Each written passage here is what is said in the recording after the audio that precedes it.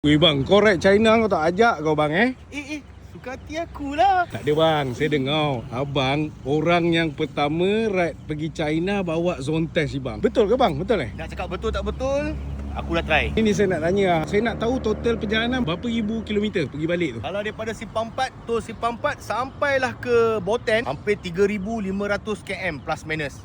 Tu memang betul sampai China Memang sampai China Boten, dan kita akan masuk terus daripada Boten pergi ke Kumin. Itu yang paru bang. Kenapa nak pergi China? Apa yang best sangat? Kenapa abang nak pergi? Dia sebenarnya moment tu yang penting. Dia 350cc lah kalau kau nak tahu mana yang tak tahu lagi.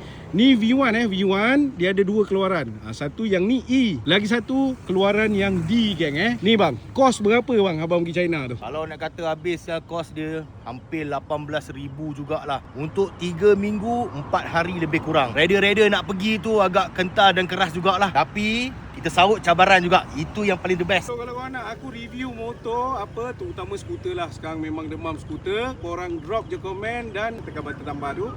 Jangan beheng guys.